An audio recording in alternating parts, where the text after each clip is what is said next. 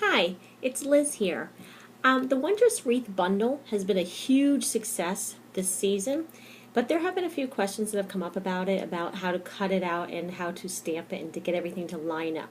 So I just wanted to give you this short video here to hopefully give you some tips and to help for those of you who have it already, and for those who don't have it yet, it's not too late. You can put an order in today or tomorrow, you'll have it in a week, and you still have a little bit of time to get some cards done.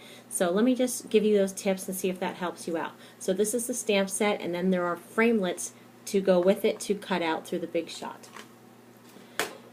Basically for the wreath, we're just going to do the wreath. Let me just show you here. This is one of the cards here that I made. So I'm just giving you some ideas of what to do with the wreath part. So there are two framelits, an inside and an outside, to cut out the wreath. And the wreath itself has three different parts. You'll see here there's a lighter color, a darker color on the leaves, and then there are those little berries that are there. So you'll have three stamps. You'll have a stamp that's more full, like this one here, and that will be your lightest color. Then you'll have your next stamp that you'll be stamping, and that's the one that's a little less full with leaves, and that'll be your darker of the green colors, or another color if you're using something else.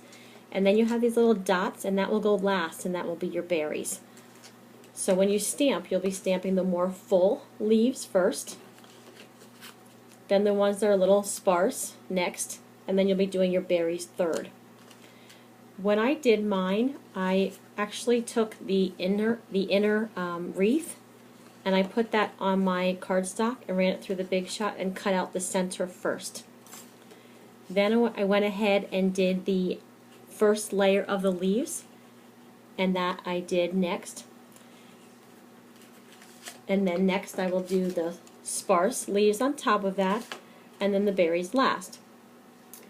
Let me give you a tip. First off, the three colors that I'm using on mine here is pistachio pudding, garden green, and cherry cobbler for the berries. So pistachio pudding, garden green, and cherry cobbler.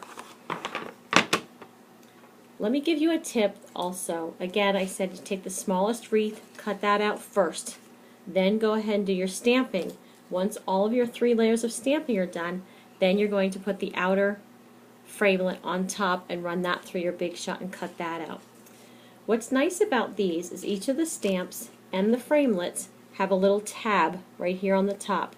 Every one has a tab on the top. This one here.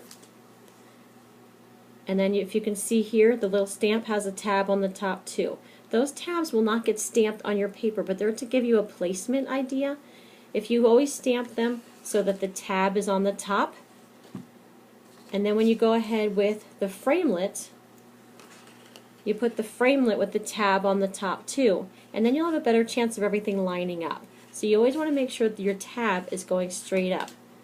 And on this, same thing. The tab, oops, here's the tab. The tab will go straight up. So the tab on the framelit and the tab on the stamps go straight up. So hopefully that helps you out. If you have any questions, again, let me know. I'm here. My web is www.stampinontherock.com. If there's anything I can do for you, let me know. My name is Liz Coons. Have a great night. Bye-bye.